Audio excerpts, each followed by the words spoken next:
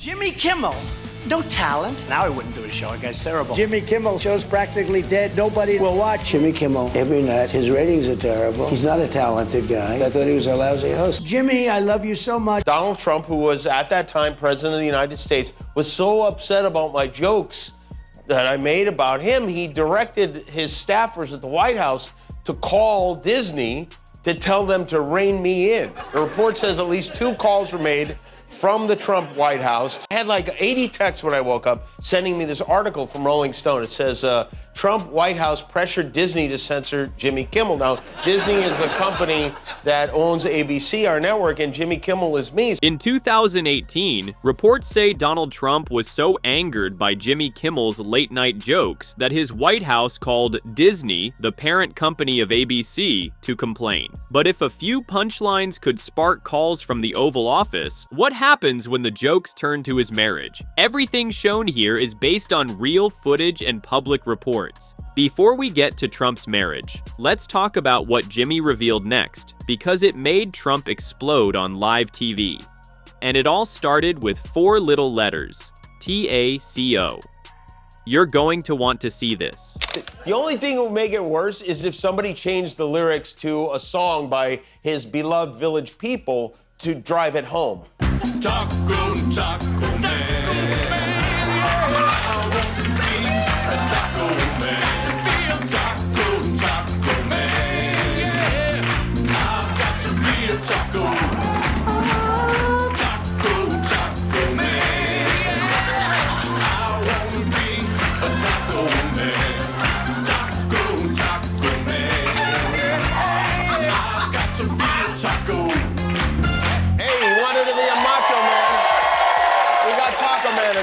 Instead. This could be the new YMCA. They can play it at rallies. You can do TACO.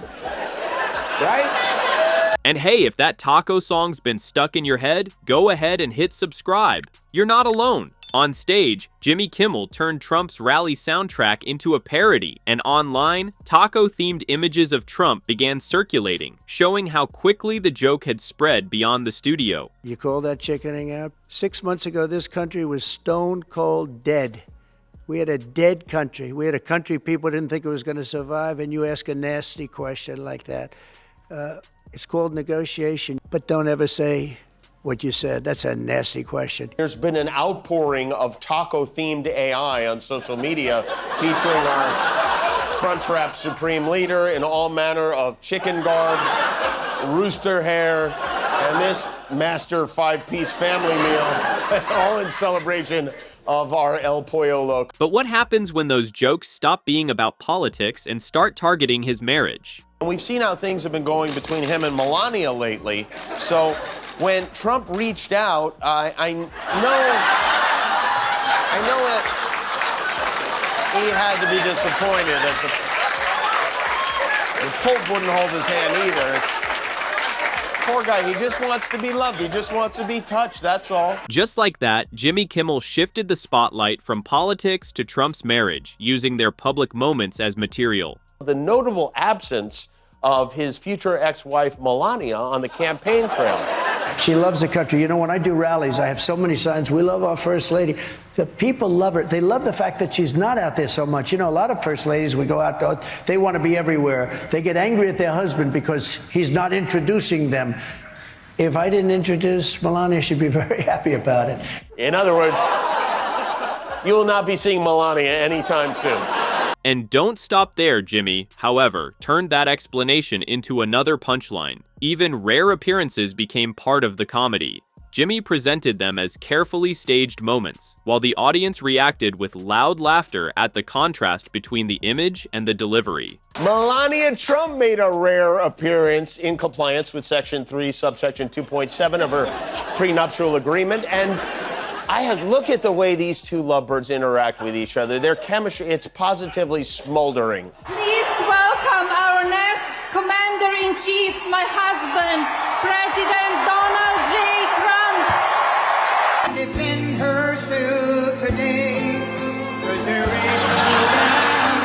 To me, there's nothing more beautiful than watching a man and his wife try not to smudge each other's bronzing cream. Right. Her rare public appearances were no exception, played up for laughs as carefully staged moments, and that set the stage for the sharpest gag of the night. Melania also went into detail about her favorite moment as First Lady.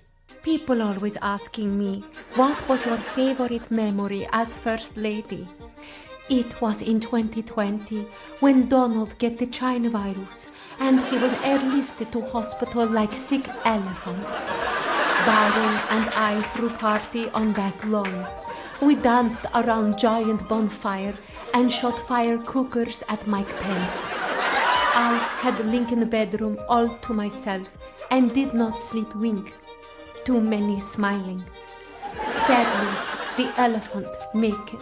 Yeah, it's humpy time. Elephant find me. And if you're still laughing, hit that like.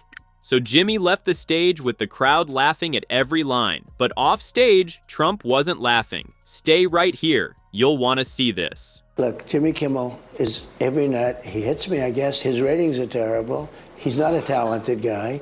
I hear he hits me all the time, so I figured I'd hit him because I thought he was a lousy host. See if you can guess which former president just posted that on Truth. Anyone? No? Well, thank you, President Trump. Thank you for watching. I'm surprised you're still... Isn't it past your jail time?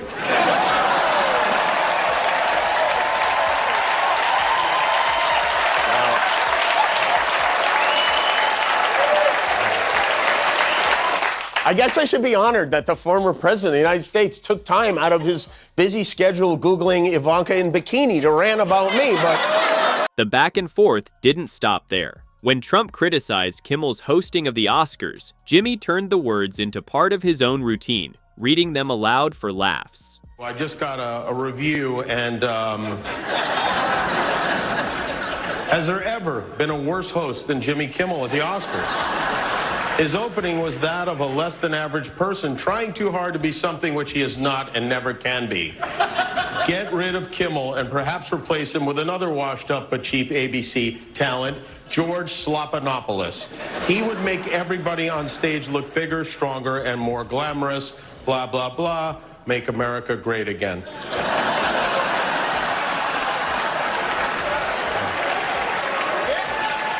Okay, now, see if you can guess which former president just posted that on Truth. Anyone? No? Well, thank you, President Trump. Thank you for watching. I'm surprised you're still... Isn't it past your jail time? The laughter from Kimmel's roast carried through the studio. But outside that room, Trump's reaction was anything but amused. I mean, Donald Trump has said I'm not talented so many times, Erica's starting to get jealous, but what he doesn't realize is that I love this. I love that this bothered him so much. I love that Fox picked a news guy nobody knows to interview him, and I especially love when he tries to spin the fact that everyone was laughing at him into a positive. The fact of the matter is, this is a dangerous person.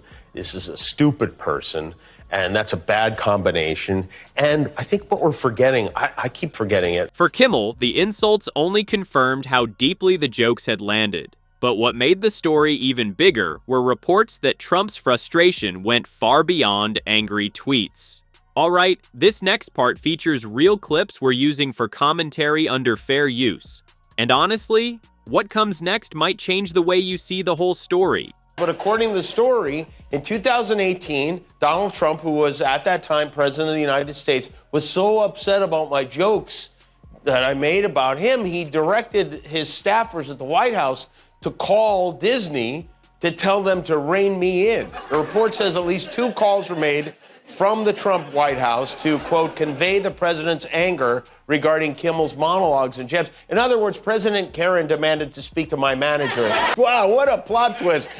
The first time Donald Trump ever tries to stop someone from talking about him on television, and it's me. Usually when he wants somebody to stop talking about him, he pays them $130,000, but he wanted me to do it for nothing. The allegations didn't stop there. Rolling Stone later reported that Trump had privately discussed punishing, even jailing, late-night hosts who mocked him. He'd start telling people he wears diapers. I would explain that it's a long trial. He drinks a lot of Diet Cokes to stay awake. He's getting up there in years, and it's perfectly normal for a man of Trump's age and carriage to wear absorbent undergarments to stop the leaks. So, I mean, if I was making stuff up, that I would point out that the reason he stands like this and golfs like this and plays tennis like this is because he has a full diaper strapped around his little mushroom garden, okay? Each revelation kept the feud alive, turning what began as comedy into a larger story about power, politics, and late-night TV. From here, Jimmy's jokes shifted from the marriage roast to a broader point: how comedy itself could expose the fragility behind Trump's image. Think about that. The best thing Trump has ever done for America was undo the incredibly dumb thing he did. I mean, if you... Imagine if he quit. He could usher in a whole new era of prosperity. He stayed the course. It was a golf course, but he stayed it. He did not stay the course. He drove the economy into a sand trap and took a mulligan. That's what he did. The White House was trying to play this like it was some grand strategy, like this was the plan all along. The White House press secretary said it was just another example of the art of the deal. So now Jimmy was framing Trump as more than just a politician. Then came a parody interview where Jimmy spliced Trump's words into absurd answers. And welcome to the Univision interview of Donald Trump. Mr. Trump, first question. Stormy Daniels say you have a chalupa that is very small. ¿Es verdad? I do. Me too. It's okay. Okay, next question. What would happen if you stopped eating at McDonald's? They would be out of business. They'd be out. Because you eat so much. I do. Me too. What about Melania? How would you describe your marriage? It's a hoax. Yeah, that seems right. I have to say, you look very orange today, sir. Some people say you look like an Oompa Loompa. What do you think of the Oompa Loompas? They're energetic people. They have more energy. They're very smart. They're incredible people. They're passionate people. You know, it's always tough to generalize about people, but you can, you know. Some people say, oh, that's not good. It's not politically correct. You're probably right. It is time to stop being so PC about Oompa Loompas. Great point, sir. Oh, I have another question for you. Can you tell me who's this? That's Silence of the Lamb. That's Hannibal Lecter. Do you know him? He's a friend of mine. He's a tremendous man. He's been very loyal to me. I've been very loyal to him. Next question. Who are these guys? These are people that are very, very disturbed, very, very mentally ill. Yes, they seem very bad and very ugly too. Anyway, thank you for inviting me to your very weird house. Before I go, I have a surprise. It is my honor to announce you have been named Mexico's 2023 Pendejo of the Year.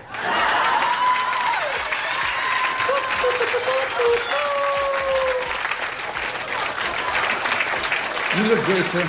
The audience laughed louder with every cut, showing how easily his image could be turned into satire. Did you see the picture of me, the horrible picture with the stomach out to here? That was... So what I do is I'm putting up today a picture of me actually, what I actually look like, hitting a ball, smashing the frickin' ball. And you'll see quite... I wouldn't say slim, but not bad. But the ball does go far. I would say it goes about 9 times further than Biden can hit it 9 times. Right. Well, you know, and in that case, you got my vote if you can hit a ball 9 times further. And what picture is he even talking about? This is one of those things where he's pissed off about something nobody else even knows about. So then we look it up and we know about, but I still don't know which picture it is. I mean, is it this picture of him? Is it this one? Is it this one? I don't know. There were so many. I don't know which fatty shack I'm not supposed to look at. And by the way, that not bad picture of him smashing a ball he said he was going to post, he never posted it. Each overreaction only amplified the laughter. For Kimmel, it was proof that humor could keep the spotlight on Trump's insecurities, material that could fuel monologues for years. I actually got a shout out from Donald Trump today. You know, every time I do an interview now, people ask me how much longer I'm going to do the show. And I was talking to the LA Times, and I said I didn't know if I would go beyond. I have a contract for another 2 years, if I would go beyond that. And this apparently caught the attention of America's most famous Tangerine, who truthed they could get a far more talented person who would also get better ratings for 5% of what they are paying this loser with a capital L. And I gotta say, that is a hell of a way to find out you're not gonna be somebody's running mate. And that's how it came full circle. What began with jokes about Trump's marriage grew into a cycle of punchlines and angry posts. In the end, Jimmy framed even Trump's latest jab as just another setup for comedy, reminding us that one reaction can spark an entire storyline. From late-night jokes to all-caps tweets, this clash between Jimmy Kimmel and Donald Trump showed how comedy and politics can collide in ways neither side fully controls. A single roast about marriage set off headlines, monologues, and responses that kept the spotlight burning. In the end, whether you see it as entertainment or as politics, the story is less about who won the exchange and more about how quickly humor can turn into a spark that shapes the conversation. This video features commentary based on publicly aired segments from Jimmy Kimmel and media coverage surrounding Donald Trump and his marriage. References to reactions are drawn from verified public appearances and reporting. We do not present private information or speculative claims. This content fully complies with YouTube's community guidelines and fair use policy, and is intended for public commentary, media critique, and political analysis. If this offered clarity or a new perspective, consider subscribing for more. Thanks for watching.